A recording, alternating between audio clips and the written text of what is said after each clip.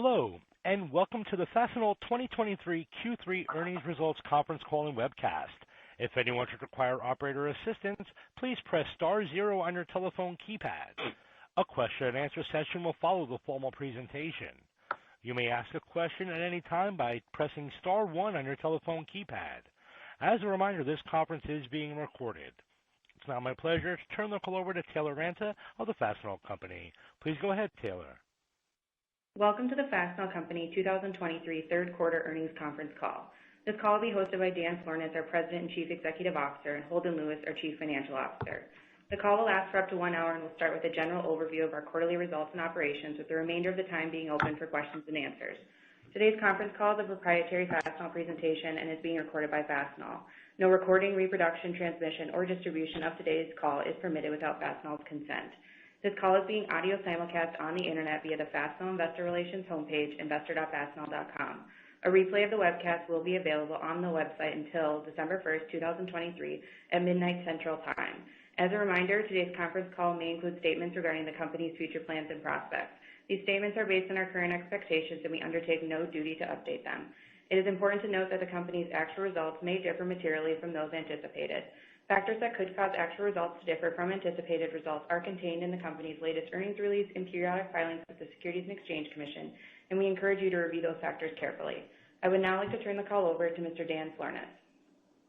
Thank you, Taylor. Good morning, everybody, and thank you for joining our third quarter call. I'll start on the reference to the flip book on page 3. Conditions remain challenging in the third quarter of 23, reflected in a daily sales growth rate of 4%.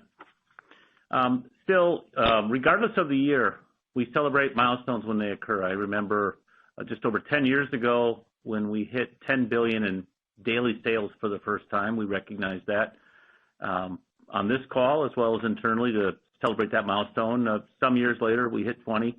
Here in the month of September, we broke $30 million in sales per day for the first time in our history, and my congratulations to the Fastenal organization for hitting that milestone.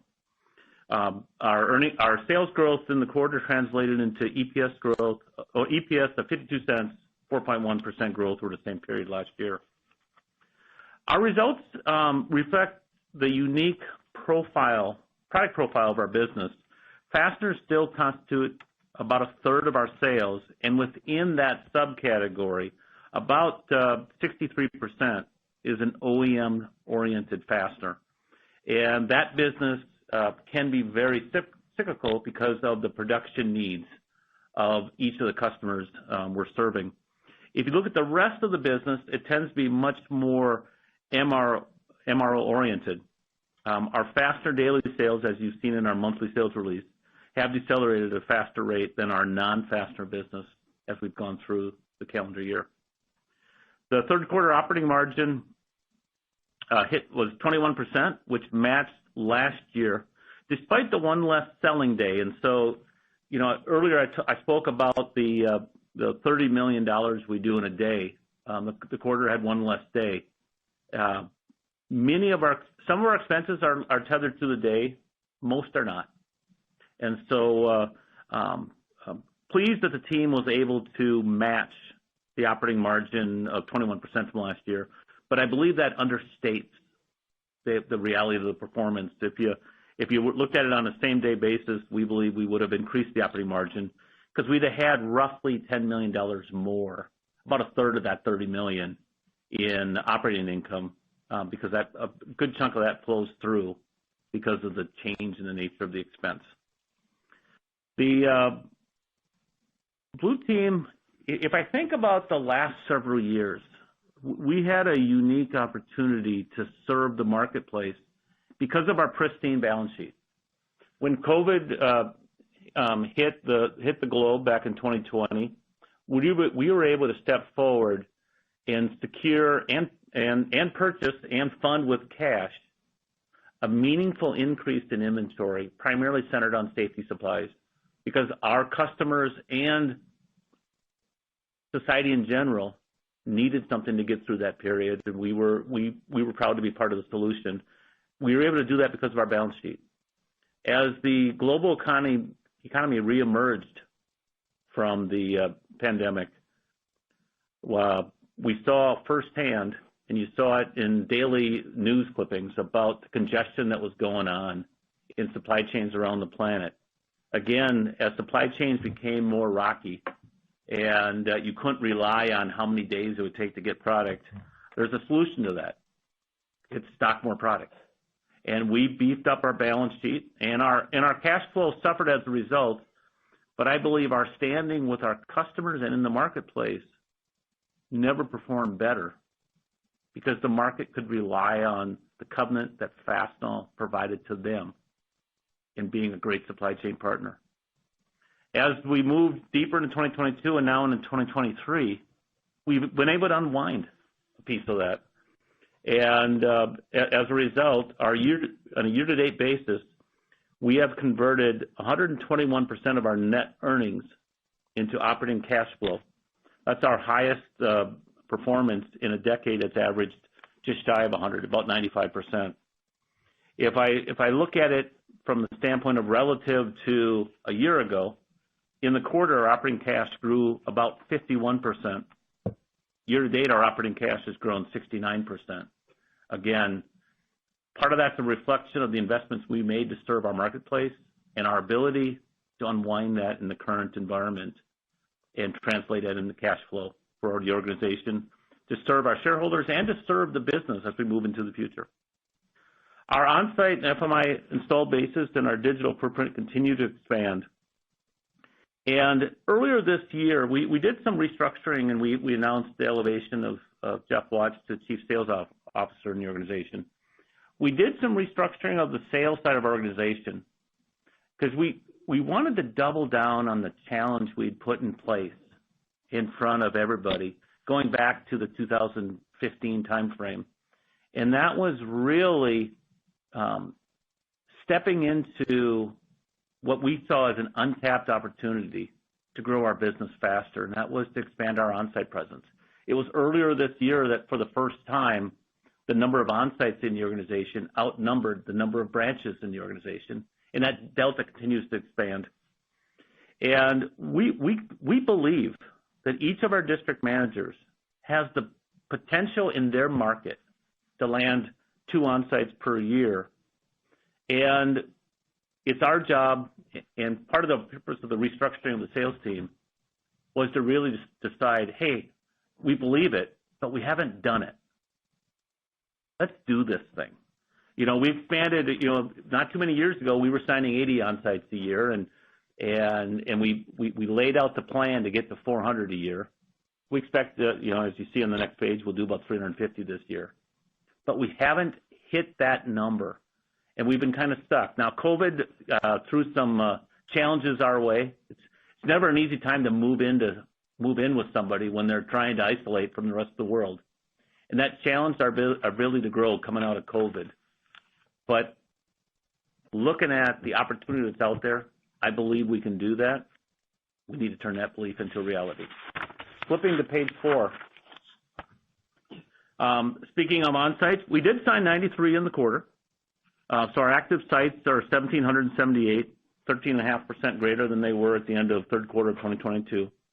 And our daily sales in those on-sites, excluding transferred business when you open an on-site, is in the low double-digit rate. So we're seeing good growth there. We're just not signing enough. And as I said, we still anticipate signing roughly 350 this year. FMI technology, there we set lofty goals as well. We said, can we do 100 a day? Not 100 a quarter, but 100 a day of our weighted device count. We did 5,969 during the quarter, 95 per day versus 81 a year ago. The team's performing really well here. We're not at the 100. The 100 is a goal, and we will push and push and push till we get there. But I'm really proud of what the team is doing. And you see that shine through when you look at our sales by product line and our monthly and quarterly releases. One thing you do see is our safety business grew almost 10% in the month of September. And a lot of that could be attributed to the success we're seeing in FMI. And it's our anticipation we'll sign between 23 and 25,000 MEUs this year. And that's a combination of fast bin and fast bend.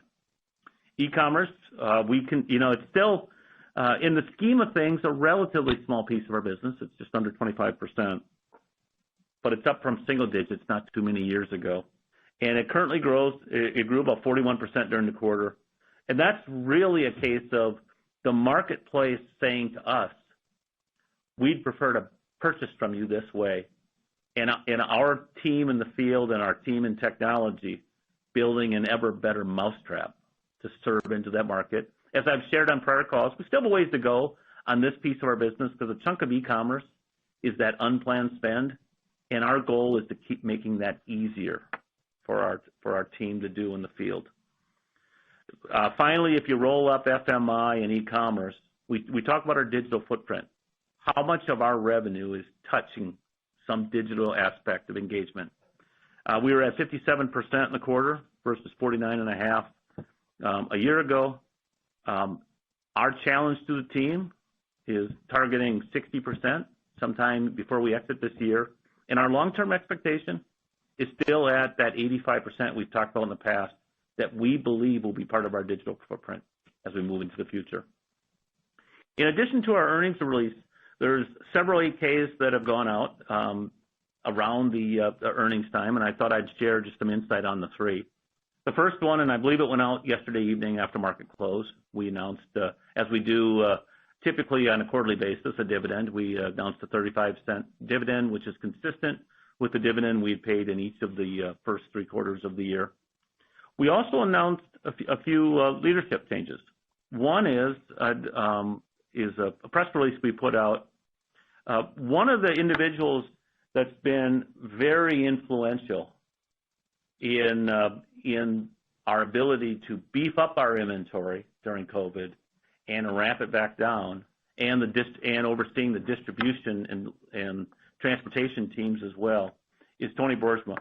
Tony's been with the organization of roughly 20 years, and he's demonstrated through a career, and we identify that we lay out his career in the press release, the different roles he's had, but he's demonstrated excellence.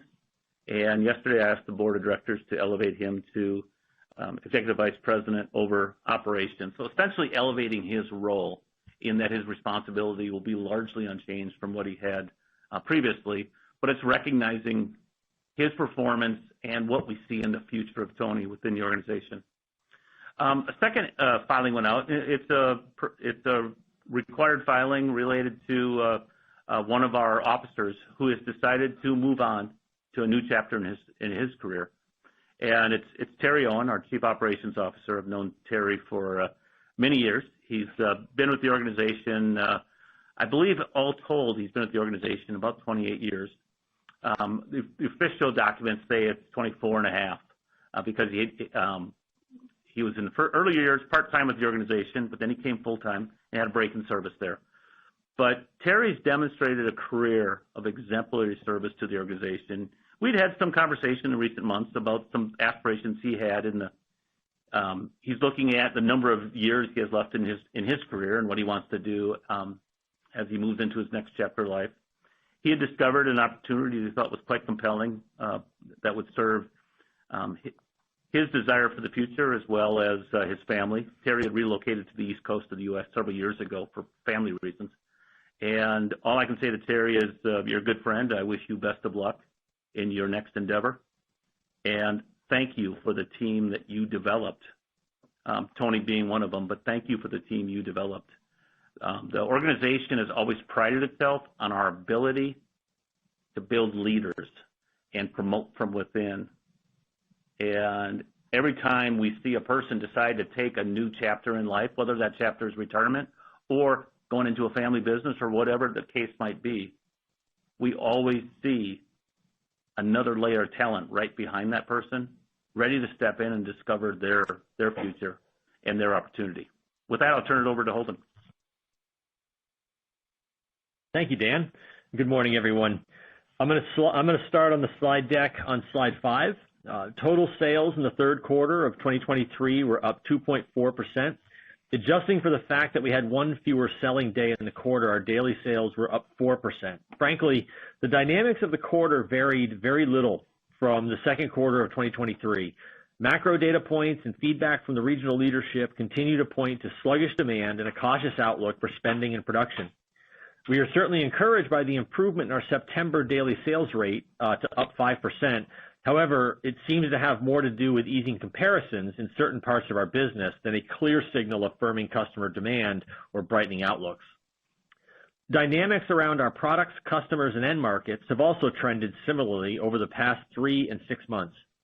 Manufacturing grew 6.4% despite soft demand, benefiting from further growth in the on-site installed base and initiatives in national accounts in the field to target key account plan spend, which is disproportionately manufacturing-oriented. Non-manufacturing was down 1.3%, though the rate of decline moderated as we began to hit easier comparisons in non-residential construction, reseller, and warehousing customers. From a product standpoint, fasteners are relatively weak at down 2% due to their more cyclical profile and rapid pricing moderation. In contrast, non-fastener products remained healthy due to further growth in our vending installed base and improved comparisons. As it relates to pricing, it remains positive, but has come back to a range of 0 to 2% that we consider to be typical under normal economic conditions. We did experience very modest deflation within our fastener product line. Now to slide 6. Operating margin in the third quarter of 2023 was 21%, equaling our margin from the third quarter of 2022. We typically believe that given mid-single-digit daily sales growth, we should be able to defend our margin. However, that we were able to do so despite the headwinds related to the one fewer sales day that Dan described in his prepared remarks points to what we believe was more effective cost management by the Blue Team relative to the second quarter of 2023. Gross margin was 45.9%, flat in the period from the prior year. Freight remained favorable, reflecting modest leverage of our captive fleet expenses, reduced use of external freight providers, lower fuel, and reduced shipping costs. We also benefited from the absence of last year's $3.4 million glove write-down and slightly positive price cost. These favorable variables matched the margin drag related to product and customer mix. The impact of mix was slightly less negative, and the impact of price cost was slightly more positive than anticipated at the second quarter call. We did not take any incremental pricing actions in the period, and the favorable price cost in the current period largely regains the negative price cost we discussed in the third quarter of 2022. We expect price cost to trend neutral in coming quarters. SG&A was 25% of sales, up from 24.8% of sales, mostly due to the one fewer sales day. We experienced modest payroll leverage with lower incentive pay reflecting slower growth in the third quarter of 2023 versus the third quarter of 2022. This was more than offset by rising information technology spend, an increase in general insurance costs, increased expenses to maintain our selling-related truck fleet, and higher bad debt. Relative to the second quarter of 2023, the organization tightened its management of discretionary expenses, with spending on travel, meals, and supplies being down 0.6% year to year, and continued moderation of growth in our FTE count. Putting everything together, we reported third quarter 2023 EPS of 52 cents, up 4.1% from 50 cents in the third quarter of 2022. Turning to slide 7. We generated $388 million in operating cash in the third quarter of 2023, or 131% of net income in the period. Cash generation is traditionally strong in third quarters, though conversion in the current quarter was stronger than is historically typical. This reflects reduced need for working capital as demand slows down and improvements in inventory.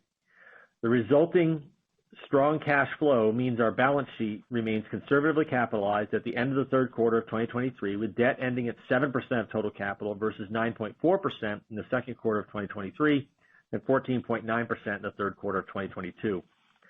Year over year, accounts receivable are up 5.4%, which is a combination of sales growth and the impact of mix due to faster growth from larger customers, which tend to have longer terms. Inventories fell 9.8%. Slower customer demand reduced working capital needs. We are unwinding inventory layers built in late 2021 and early 2022 to manage supply chain constraints. And our field and hub operations have sustainably streamlined inventory processes. Our days on hand fell again to 134.6 days, the lowest since 2002, which reflects improved velocity of inventory through our internal network, a reduction of retail stock in branches, and improvements in stocking processes. We reduced our net capital spending range to $180 million to $190 million, down from $210 to $230 million. This largely reflects timing and deferrals related to hub automation and expansion projects that we do expect to be included in next year's capital spending plans. The third quarter of 2023 profiles very similarly to the second quarter of 2023. We continue to experience stagnant demand, a cyclical shift favoring non-fasteners, and a secular shift favoring larger manufacturing-oriented customers. Growth driver performance is not quite where we would like it to be, but is at levels that continue to support good growth in our installed base, success in providing differentiated value to our customers, and further cost and asset efficiency. Operating margin performance remains stable despite the slow growth, and our capacity to generate cash to reinvest in the business remains strong. We did begin to experience easier comparisons in certain markets, and our management of discretionary expenses improved over the preceding quarter. We continue to believe we are positioned to meaningfully accelerate sales growth when underlying demand improves while sustaining strong profitability and returns. With that, operator, we'll turn it over to begin the Q&A. Certainly. If you'd like to be placed in the question queue, please press star one on your telephone keypad. A confirmation tone will indicate your line is in the question queue. You may press star two if you'd like to remove your question from the queue. For participants using speaker equipment, it may be necessary to pick up your handset before pressing star one. One moment, please, while we pull for questions. Our first question is coming from Nigel Coe from Wolfe Research. Your line is now live. Thanks. Good morning, everyone. Morning. So the price cost definitely coming in a bit better than what we expected. Is this as simple as thinking about the ocean freight rate normalization, and we're starting to see that now coming through from inventory? So I'm just wondering if, when we obviously talk about the freight benefits, just wondering if that's more ocean-bound freight as opposed to domestic. I think, Nigel, there's a little bit of that that's flowing through, but we've definitely seen lower costs, related specifically to our fastener line, and that I think that's largely what you're seeing. So yeah, when we think about what caused a lot of the inflation in our business, there was an element of it that was raw material, but there was a fairly significant element that was related to transportation. And so yeah, I think you're just seeing some of that gradual impact play through. But I want to also give a lot of credit to the organization, particularly sort of the field and the national accounts teams and the folks that manage pricing. I mean, I believe 5 years ago that we wouldn't as effectively have been able to align our pricing and costing the way we have. The variance that we've had against what's going on in the market has been fairly tame. If you remember, this quarter last year, we were talking about a 20 basis point deficit. And we felt that was going to, we felt at the time that we hadn't quite caught up with where costing went with fasteners. And I think our guidance at the time was we kind of expect that costing to catch up. It has caught up and probably came in a little bit, but I think over coming quarters, you're going to see, the benefit that we saw this quarter, which largely recaptures the deficit we saw a year ago. I think you're going to see that begin to moderate. So it wasn't what we expected either. As you know, we target neutral. We continue to target neutral. But I don't think that I don't think it's a sustained trend either. I think as we go through the next couple of quarters, it's going to trend back to neutral. Okay. Great. Thanks, Holden. And then on the CapEx, the push out to the projects, was that an elective push out? Just want to see if that was maybe just, I don't know, supply chain challenges or delays, from a supply side, or was that elective? The majority of it was not elective. We had there's a piece of property in there, the signing of which just got pushed out from fourth quarter to first quarter. That's just a calendar timing issue.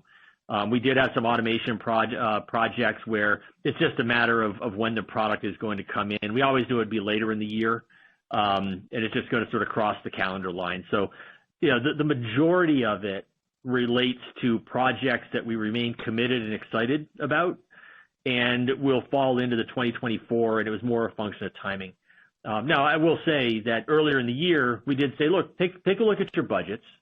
It's not a great year in terms of demand, and tighten some stuff up. So I think there's some elements in there of what you're talking about, and that's just about, enforcing discipline across the organization.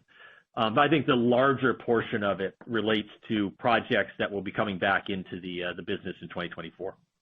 Got it. Okay, thanks, Bob. Thank you. Thank you. Next question is coming from Chris Snyder from UBS. Your line is now live. Thank you. I wanted to follow up on some of the price cost commentary. I understand that price cost was positive from a year-on-year perspective, but I think you said the deficit was largely caught up, which would kind of maybe imply that you're still a bit price cost negative at the moment. So when we think about that trajectory back to neutral, is that like incremental price cost positive to get there, or is that incremental price cost give back to get there? Thank you.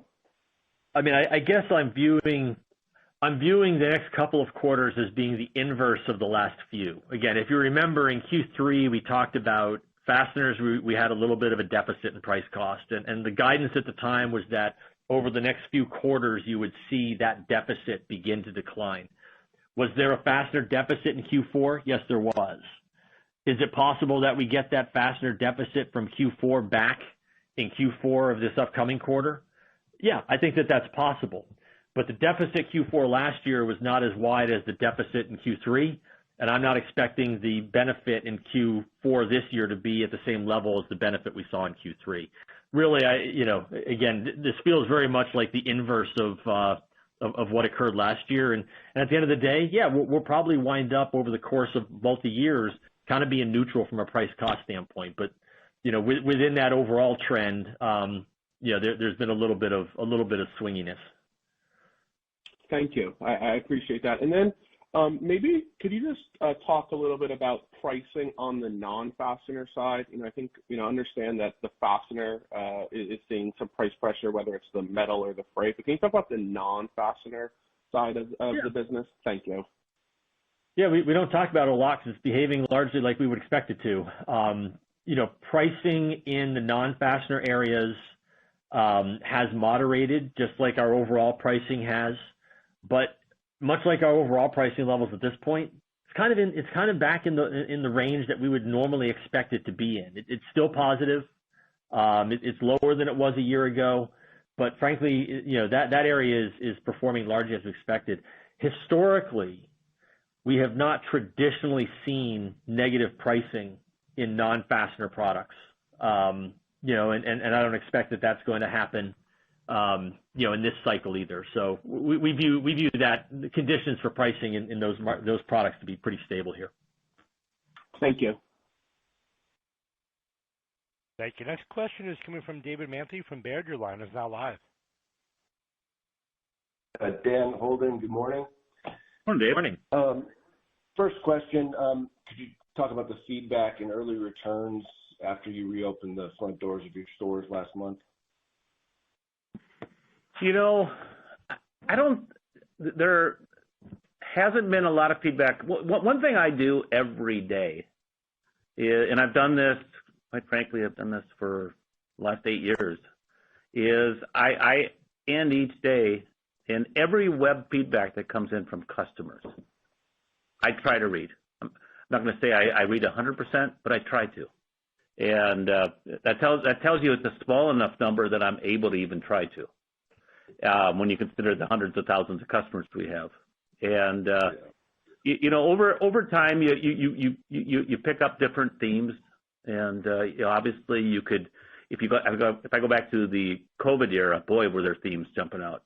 The themes were a society really frustrated, not with us, just frustrated, scared about what's going on. Most of our business is in the U.S., and so scared about what was going on and things that were going on and chaos around them. And oftentimes I would I would once a week, maybe twice a week, call somebody up. Kind of throws them a little off kilter when they get a call from me right after they've put something, but you learn a lot that way. It's largely almost too quick to see, but my predecessor had a phrase he used sometimes. He used to keep it on his computer screen. So if you want to grow your business, make it easy to buy. And sometimes if you confuse the market, it's kind of like in today's world, you go out to eat. It's a rare time that I go out to eat that I don't check on my phone to see if the place is even open. Mondays and Tuesdays especially, you can't necessarily count on it, especially in a town of 25,000 people. The economics don't work for that business to be open certain nights. And so the biggest thing we needed to do is be really, really consistent with what we're doing. And the market reacts to that by saying, okay, this makes sense. And but if you get there and the door is closed and you were expecting it to be open, so I don't have a lot of insight for you, Dave, other than to say there's probably a fewer comments about, I stopped there at 8 in the morning or 10 in the morning and your door was closed. What's going on? And on the flip side, it's also empathy is a two-way street, and it's really looking at it and saying it's finding that spot where the business can meet the roads, the wheel can meet the roads, or rubber meets the road, whatever that expression is. But it's good for both parties, and good is that we can provide a high level of service, and it's economically good business for, again, both parties. I believe we can find it. A lot of that business has migrated, and we've seen it in our own internal statistics. Really, since COVID started, the amount of that business that's migrated to the internet, and it's really in some ways the market making that transition of, boy, it's a lot easier if I pop an order online and then go pick it up. It's easier for the customer. And so I think that's part of it, and it's also reminding our teams locally that our goal in everything we do is always trying to figure out how to make the market opportunity bigger, and find good, productive use of our time to serve the marketplace and serve our customer. I like it from the standpoint, I think it's a better message for our team. Go out and grow the damn business. And stop spending time about what you're not going to do. And just probably the one piece of perspective I might add, Dave, is, for a long time, or for several years, we had a lot of different models occurring within the branch, right? There were some branches that did, in fact, close their doors. There were some branches that had very specific will call hours. There were some branches that stayed open. There were branches that flipped their counters, branches that didn't. And I think what you're really seeing and picking up on is after several years of experimentation, which is really what Fastenal does, it came time to say, let's settle on and align around kind of an agreed approach to it. And, so what you've picked up is essentially us having looked at the various experimentations that were run throughout the organization for a number of years and saying, hey, here's the path forward that we're going to take. I appreciate the color, guys. Thank you. Yep. Thank you. Our next question is coming from Jacob Levinson from Melius Research. Your line is now live. Good morning, Dan, Holden. Morning. I know you guys sell into lots and lots of different end markets, and maybe it's not always easy to tell exactly where the product's going at the end of the day, but maybe you can just walk us through what you're hearing from the field in terms of some of the positive and negative outliers, on a vertical basis. Yeah, unfortunately, we don't have great granular insight market by market. The example I often give is there's a lot of manufacturers out there that are considered manufacturers in our business, but they might have enormous oil and gas exposure, but we don't see that oil and gas exposure. So I wish I could give you more detail end market by end market. We just don't have it. The data doesn't break out that way. The feedback from the field continues to be fairly uniform. I think aerospace is doing fairly well. I'm not getting a lot of feedback that anything else is really inflecting more favorably. I'm getting the feedback that everything else remains fairly tepid. And that generally speaking, managers across our business are fairly cautious on where the market is today. But I wish we could give you more granularity end market by end market. We just don't have the means to measure it that way. The only thing I'll add to it, and my ask of everybody hearing this, don't read too much into it, because it's a relatively small piece of our business. But when I'm going through the numbers, the individual that pulls the stuff together, I often wear him out a little bit with questions and just to understand it myself. And the other end markets, which is about 11% of our business, it's a bunch of stuff in there, hence the term other. And it peaked up. And one of the components of that is our government business. And our government business has been gaining strength as we've gone through the year, but it didn't gain strength sequentially in September. And sometimes that's just a function of comp. But because generally speaking, it's been gaining because we've been really successful in on-site and government locations that we have in the business. And so I was asking him, I said, I know government didn't tick up. Why did that tick up? And a big chunk of that other is transportation. And it's not automotive transportation is not in there. It's transportation that we sell into, and that saw a real uptick. I'm not sure what that means, so maybe I created more questions with that answer than an answer with that answer. But that was the one thing that jumped out at me. I'm still scratching my head on it, but at least I know that's what drove the other end markets to grow 12.5%. Okay, that's helpful color. Thanks. Maybe just switching gears quickly on I think maybe in past cycles, Fast would have maybe had trouble holding the margin line at revenue growth at these lower levels. And I guess the question is structurally, what's really changed in the business today versus prior cycles, and gives you that confidence in maybe being able to have higher incremental margins going forward, even if the growth rates aren't necessarily in this macro backdrop, at least, higher.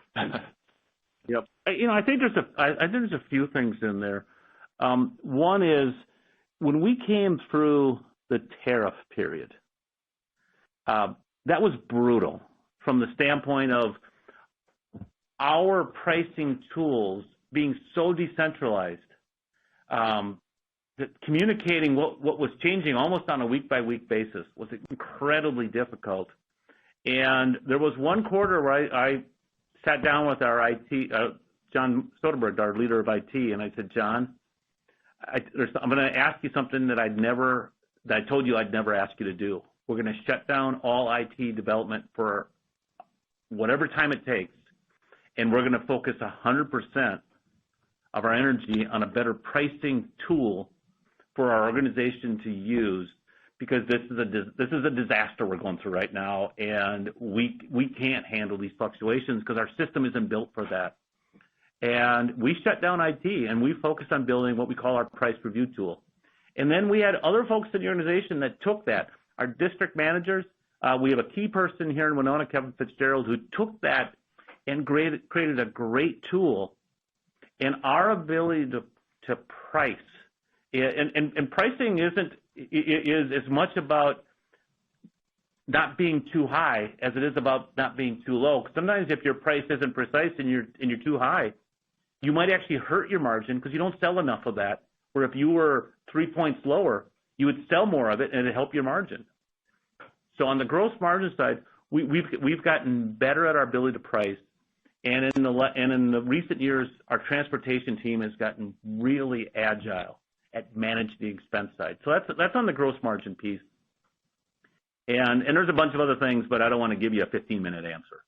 On the operating expense side, we focused a lot of energy on people development, on leadership development. Earlier when I was talking about the transition with Terry, one of the things that always makes me feel good about transition within Fastenal is the incredible bench of talent we have that exists throughout the organization. It's from a promote from within culture. Because of all that investment, our leadership team, whether it be in a support area, at the district level, at the regional level, our leadership team has never been better. And one thing I'll credit, especially to Casey Miller, who leads our U.S. business, and Jeff Watts, who leads our global business. They both have done an incredible job over the last 5-6 years of challenging their leaders to be better at managing the expense side. Because in a decentralized organization, there's nothing more difficult than that. You have to be out ahead of stuff. and they've just done a wonderful job on that. And then the other piece, not to slight anybody, our distribution team and their ability to manage expenses through this cycle is second to none. Sometimes I look at the information I see and I click my heels and I'm like, I can't believe how good this team is. And I think we're just better at it. And that's not about one person. That's about an organization that's gotten better over time. Thank you both. That's great color. I'll pass it on. Thanks. Thank you. Our next question is coming from Patrick Baumann from J.P. Morgan. Your line is now live. Oh, hi. Good morning. Thanks for taking my questions. Maybe one for Holden first. Just wanted to follow up on the near-term gross margin expectations. It sounds like the price cost will be favorable year over year in the fourth quarter, and then you also have an easy comp. I think you had called that like weaker product margins last year. Maybe that's the non-fastener business. I guess just given that and your third quarter performance, are you thinking the gross margin in the fourth quarter is going to be up year over year? And then can it also be up maybe from the third quarter as well? No, not up from the third quarter. First off, I think you have a number of things from Q3 to Q4. The first is there is seasonality in play, and I think it's typically give or take 30 basis points of seasonality between third quarter and fourth quarter. That's just proven true over time. It relates to the mix of our business in the fourth quarter, et cetera. And the delevering of our trucking network. So I think first off, you have that sequential headwind. Now, in the past, I've argued that it might be slightly more muted in the Q4, but that was also based on a lot of freight advantage. Now, I will tell you, in the third quarter, we've begun to see cyclically, sometimes when things get challenging, you can see some of your freight revenue piece begin to soften a little bit. And we saw some of that during the third quarter. And the leverage that you get when you grow the freight revenues reverses when you don't. And that was a bit of a challenge at the end of the third quarter, that if that carries into the fourth quarter because demand is still weak, I think that goes from something that was doing fantastically for us in Q2, and becomes perhaps a little bit weaker. So I think that plays out perhaps a little bit softer as well. And then, like I said, I do believe that there'll be some moderation in price cost. So, I think relative to the third quarter level, I think you're likely to see the fourth quarter come down, a little bit greater than normal seasonality in this case. Great. Helpful comment. Really appreciate that. And then I got one more in terms of the branch size now. It looks like it's close to that target you laid out in the fourth quarter, around the fourth quarter conference call. I think you said 1,450 for U.S. plus Canada. So maybe if you could update us on is that for now? And then a couple things in context of that, like how should we think about, that sales momentum in the non-res and reseller accounts, which I think has been hurt by some of this consolidation, and then also, the occupancy expense account where I think you've been benefiting from some of that in terms of costs coming out of the business. Thanks for any color on that. Appreciate it. Sure. That may be 4 questions. Yeah, I'll try to unpack that in reverse order, and if I miss something, help me out. But first off, branch count 1,450 is our target number.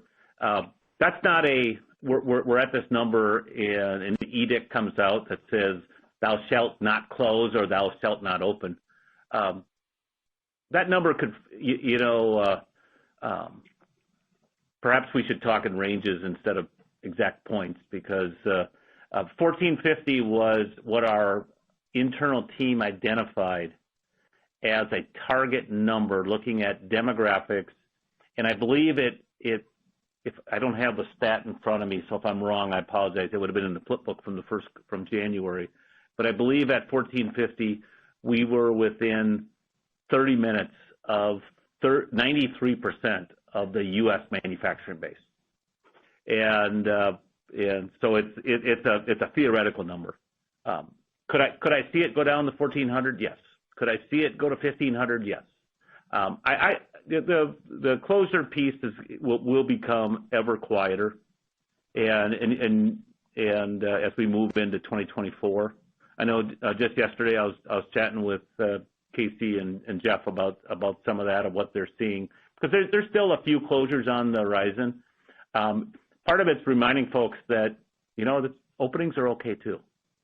And so I think we'll be in that 1,500 range. So don't read anything into it moving up or down 20.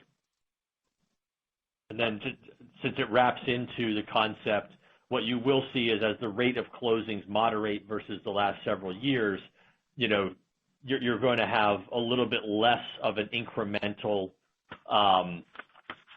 sort of takeout of costs than we've had over the last several years.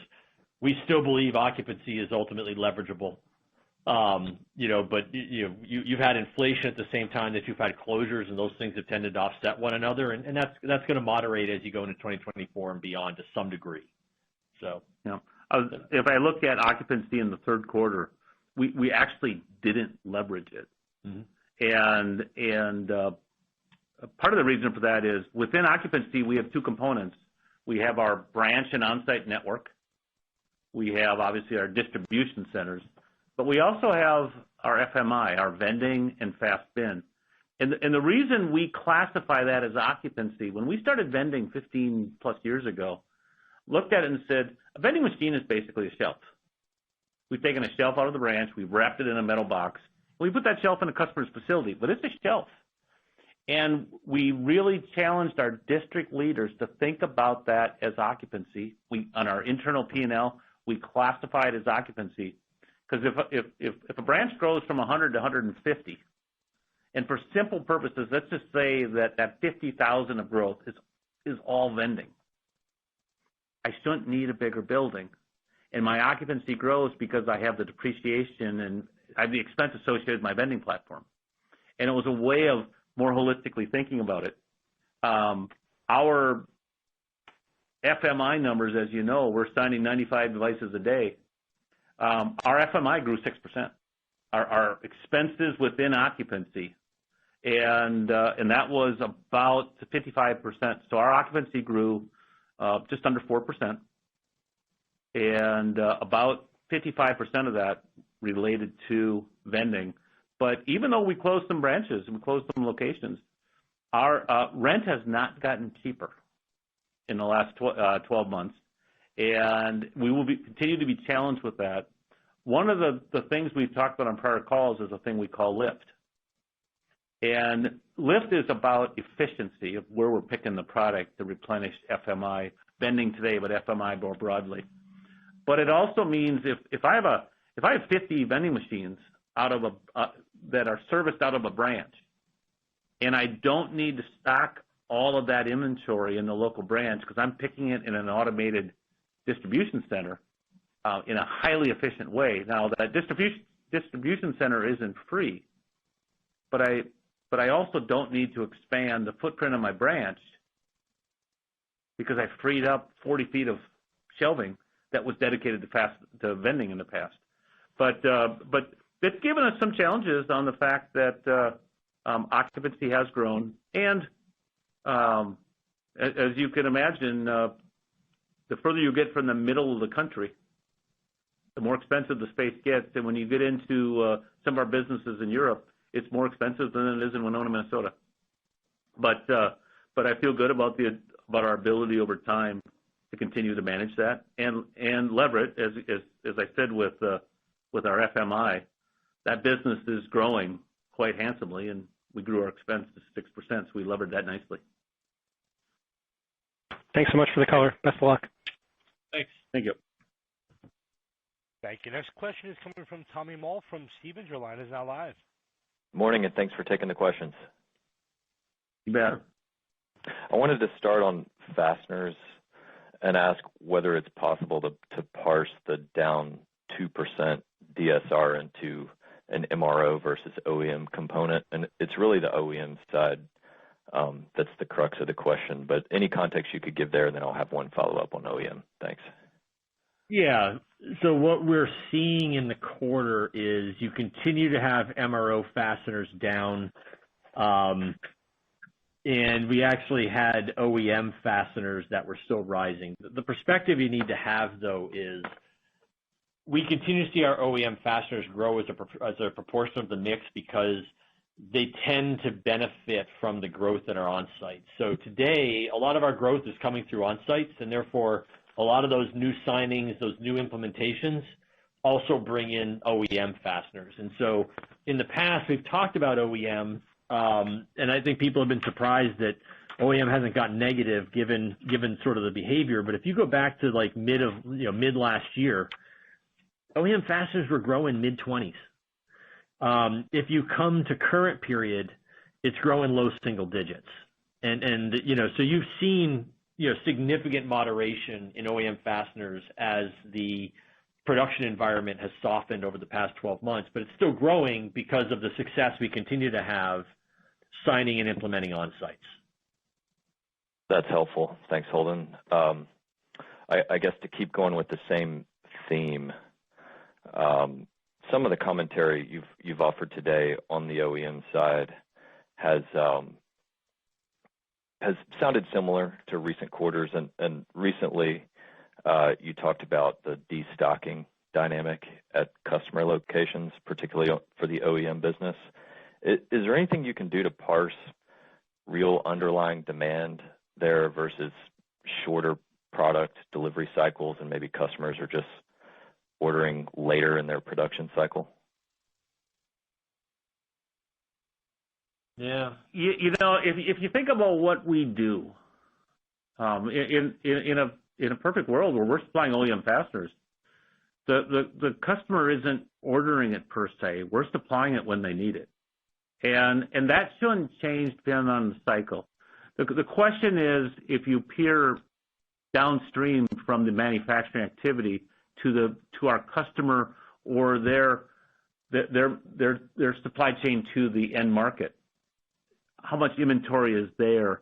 Because if there shouldn't be a different stage of where you're ordering OEM fasteners. Yeah. The pull through is what the pull through is.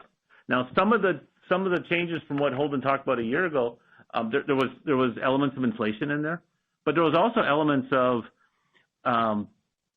folks had such an unstable supply chain for everything else. Fortunately, they were partnered with Fastenal, and their supply chain for fasteners was great. And I'm having a little fun with you there, but they might have had other stuff, or their end markets. Possession is 9/10 of the law, and so they just ordered it because they were worried about getting it. So I think you do have cases of downstream from our manufacturer customers. There's some stuff that piled up, but I think that's worked through. I think the pull right now is the pull. I was talking with our leader in continental Europe the other day, and his business had ticked up, and I was just asking him some components about it, and he was talking about some of his transportation customers that had picked up. He said their business is pulling through what they're selling, but they're being very, very cautious about not getting ahead of anything. So I think it's just true demand coming through. Yeah, maybe another anecdote as well.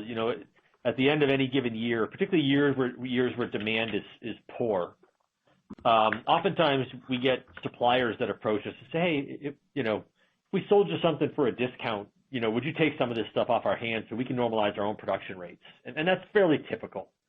And I'll say that it's still early, and we don't know what December is going to look like in many respects, but we haven't seen as much activity from our suppliers inquiring about our willingness to enter into those kind of sort of year-end types of deals. And what that might suggest to you is that a lot of our suppliers might have inventories that are pretty close to where they need to be. Those are anecdotes. We're not even in November, December yet. But I'm probably feeling somewhat encouraged about where the inventory levels within and throughout our supply chain are getting to. That's all very helpful. Thank you both. Thank you. Next question is coming from Ryan Merkel from William Blair. Your line is now live. Hey, guys. Thanks for fitting me in. I had a couple questions on gross margin. So usually gross margin's kind of flat sequentially in the 3Q, and obviously it was up, 40 bits. Can you just unpack what the drivers are there, just because that was the surprise factor? Yeah, as I indicated in my preamble, mix wasn't quite the headwind that I expected it was going to be, and price cost was more of a tailwind than I expected it to be relative to the guidance that I gave at the Q2 call. Those are the two pieces. And when you say price cost, are you talking on product? Are you talking on freight? Because it sounds like freight was the thing that you mentioned first, driving the gross margin. Yeah, but in many cases, freight rolls into our product cost, right? The biggest reason why there's been inflation and deflation over the past 3 or 4 years isn't the cost of steel. There's a bit of that. It has a lot more to do with what the cost of moving product has been. So so price cost when we talk about price cost, in many cases, elements of freight are moved into product price. Yeah, because we consider that our landed cost to the shelf, as opposed to when we're moving it around North America or moving it around in our business. Now, there's transportation that does not fall into product cost. Those are our Ram trucks in the field, et cetera. But when you're talking about the cost of moving things from overseas to domestic, that goes into product cost, as Dan said, it's part of landed, and that gets reflected in our price cost dynamics. Got it. Okay, that's helpful. And then sequentially, you think maybe gross margin could come down a little bit more than seasonality. Is that because price cost is going to decline, and the reason there you're going to lower fastener prices to match the lower product costs, or is it also this idea that maybe charging for freight is getting a little bit harder? No, I mean, there's a few reasons why I think gross margin will come in a bit. I mean, one of it is the seasonality you talked about. The second thing I talked about a moment ago is simply, freight revenues have softened a little bit in the face of a weaker cycle. And again, we have a certain degree of leverage around our freight that works great when the freight revenues are at record levels, and it's not quite as good when they're not. That's another element of it. And then the moderation in price cost that I anticipate is, it probably has more to do with the field continuing to make modest adjustments where they're required by contract or what have you to do so. And again, we're talking about a relatively small number here. It's not dramatic, but those are the moving pieces that I see playing out to a slightly weaker fourth quarter gross margin relative to the third. All right. Thank you. Thanks, Brian. I see it's about 2 minutes before the hour, and I realize everybody on this call has a busy week of earnings conversations to be engaged in. Thank you for your time. Good luck in the fall, and my thanks to the Fastenal team. Have a good day, everybody. Thank you, everyone. Thank you. That does conclude today's teleconference and webcast. You may disconnect your line at this time and have a wonderful day. We thank you for your participation today.